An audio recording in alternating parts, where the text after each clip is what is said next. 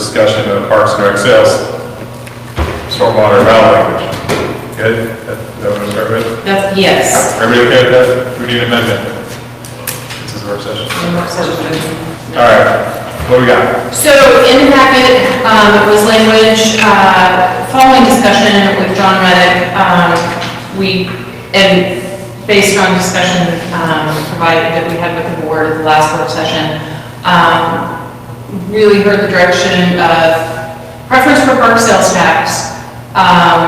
And at that point in time, we had discussions of more open-ended, kind of address our needs as we go along with no sunset. It's my understanding there's been some questions in the interim about the possibility of a sunset. So I'm going to be able to talk through that. What we have provided is an ordinance for a Parks and Recreation and stormwater sales tax utilizing the full half cent authorized through state law with and without a sunset.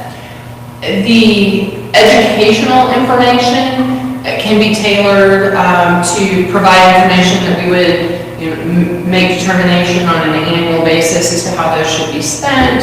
If we do look at something that's sunset, we have the capital improvement sales tax list, excuse me, not capital improvement sales tax, we have a capital improvement budget that outlines candidate projects. I think the first item for a Parks and Recreation focus really should be updated Parks and Recreation master plan, right as we utilize information from the strategic plan, comprehensive plan update, and then really look at Parks and Recreation to identify those projects that need to be addressed. And stormwater needs maybe a piece of what's addressed in Parks and Recreation items. So really what we're looking for direction from the board is the language sufficient and you're all comfortable with basically incorporating all Parks and Recreation and stormwater so we have that flexibility, and do we want sunset or not sunset? In order to be able to provide the ballot language to the Board of Elections by the 28th, we would need to have first reading on the 7th and second reading on the 21st. Mayor Melissa is... Mayor Melissa. There was a comment there. It's a work session, so you can just speak up. Okay. Well, at our previous discussion on this, I'd indicated that I was wanting it to be more general, not have a sunset. But after our financial committee meeting last week, we talked about this further. And I feel like it'd be better if we did go with the sunset, because we were able to, in the financial committee, to kind of look at a what-if scenario if that passed of the projects we'd be looking at, and felt like that might be the better way to go with it after looking at the what-if scenario we did in the financial committee meeting on the budget itself of how it could impact that. So I feel like it would be better. So I'm going to change my thought process on no sunset to a sunset. To go on the project mentioned first, that's fine. 20 years. And 20 years. Is anybody opposed to that? I like the idea myself. That's similar language to what we have for our infrastructure sales tax, correct? Transportation sales tax is the only one that's wide open, right? Pardon? Is transportation the only one that's wide open? Okay. What are the options to keep it going? Does it have to go into the road? Yeah. Typically, it's getting it renewed is typically not a difficult thing once it's already out there, but it also gives typically become accustomed to it, and if we have followed what we said we were going to do and can show the projects that we've delivered on, typically that's. I heard some comment, but I just want to make sure that I understand that the projects to be included, do we want to outline projects or be more general of these are the types of projects we'd be addressing, and maybe even highlight projects identified through the continuation of the strategic planning process, Parks and Recreation master plan, and comprehensive plan update? Is that with a focus on trails? I think I would like to see it not necessarily 100% specific, but like you just said, going in line with what came out of the strategic planning. Yeah. Okay. Because you have to have some kind of a metric, right, to show what you. Yeah, just like Yeah. with the downtown streetscape haven bridges and all that stuff. Well, and then that, we were very specific about the And that was very projects. specific, yeah. but- And I would suggest we not be as specific in something on the parks piece, because we don't really have that laundry list of projects to get done, but to be able to address those needs. Yeah, I think park master plan, and Yes. You'd have examples, maybe, too. Pardon? Examples of some sort. Yes, and Parkville did a great job in their education materials on that, of outlining, these are the types of projects we look at. I think we kind of looked at, what we have in Parks and Recs, when we were looking at our annual retreat of the projects we have in there, like the playground equipment at Wallflower, and just like the basketball courts and things out to Smithsburg Park. So I think we could put some of those in there and then go from there. Absolutely. can we, Steve, did you have something? I just, can you elaborate a little bit on what came out of the meeting that changed your mind? Just what if scenarios on moving some of this out of You got- is that your- the regular budget. So, this document that I just pulled up, this is our CIP plan, kind of as it sat at the beginning of this budget year. So when we talked about the general fund CIP, we had this list of parks improvements kind of already planned out for the next 5 years. So what I did here is I basically just created a new page, Parks and Stormwater Sales Tax Fund, that doesn't exist yet, and moved all of those parks projects into that fund. And I didn't take into account adding a Parks Master Plan, but that would presumably be the first item that we do. But when you look kind of in the total of the fund, we would project to be about 439 that first year in revenue, and about 480 and increasing every year after that.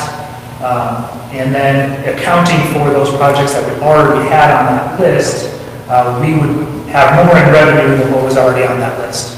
So our balance would be 190,000 after year 1, 280 after year 2, 611 after year 3.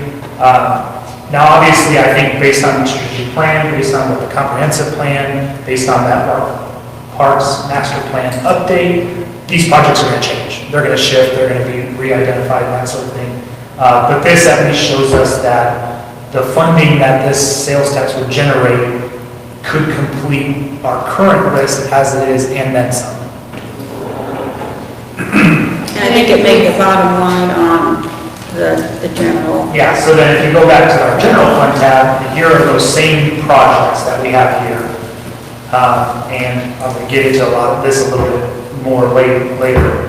But right now we project to have 370 as a cash balance at the end of this year in general fund. But that would already go down to about 28,000 next year and then negative after that. So we need to do something in the general fund anyway. And just real quick, if I were to take all those parks projects and just remove them and move them into that parks and stormwater fund, then all of a sudden all of those general fund cash balances are now positive again. So it would allow us to do those projects and then some, and it would free up those general fund expenses to where we could, save up a little bit and then do a project or whatever the case may be.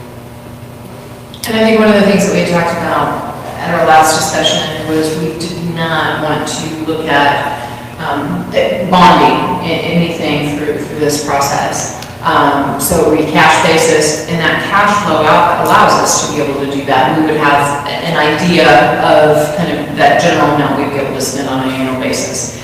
We talked generally also, perhaps at some point if as this department grows and what may happen within it, if there are staffing needs or things like that, that would be a place to be able to look for that funding as well.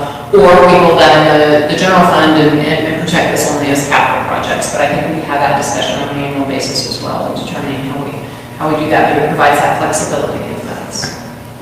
But with what is for there is why I switched to the thought process of doing a 20-year, putting the sunset on it with pieces of what we would do with it to an extent. Right, and we don't have to have direction right now. We can look through the general fund information and the budget amendment information, have that full picture, and we can finalize this discussion at the end. I just wanted to be able to start having that discussion before Sid and Megan got here, and put some of that information out there. When I support what Alderman Wilson said, well, I appreciate it's harder as a city to plan for long-term things. I think, things like this need to go before the voters every couple of years to ensure that we continue to have their support and we're using those funds appropriately. So, as the mayor said, if we're using them correctly, it gets fit with the zero taxing increase, right? And generally moves forward if folks like what they see. Yeah. So, with our timeline to get this on the ballot, we want to just do first and second. Do we need to do first and second when we bring this to the? If you all tonight provide direction, whether it's now or at the end of this meeting, or if we get that direction tonight as to sunset, length, and language, we can get that around, and the 7th and 21st, we're fine, because we can, then the 22nd, we can take it over to the county, to the Board of Elections, and submit that. Yes, 20. Is anyone okay, is anyone opposed to doing it first and second the same night, just so we're not rushing over? We can do that too, if you all. Just, our other interactions with the county have been a little I understand time that. consuming, so. And this goes directly to the County Board of Elections, so. Okay. Different bill, but it's, But I think I'm not about the weather either. I'd rather do Yeah. first and second all at once and give you a little bit of breathing room in case the weather's bad and you couldn't get over there. fair point, if that's what the board wants, we can do that. Jeff, will talk about it. Jeff, are you okay with that? I mean, that's- Okay. So we will, provide language for a parks and stormwater, sales tax of half cent, with a 20-year sunset. We'll have that language then for the January 7th for first and second reading. Everybody good with that? John? So there's a further. Cool. All right, let's pop back up to number 2. Yes, Back up there. yes, please. Need a motion to adjourn to executive session. Alderman Holbert? I move to adjourn to executive session pursuant to section 610.021, part 2 of the revised statutes of Missouri. Thank you. You have a second? Second. Alderman Wilson seconds. Clerk, please call roll. Alderman Wilson. Aye. Alderman Sauter. Aye. Alderman Atkins. Aye. Alderman Bunker. Aye. Alderman Chevalier. Aye. Alderman Holbert. Aye. 6-0. Stand adjourned, executive session.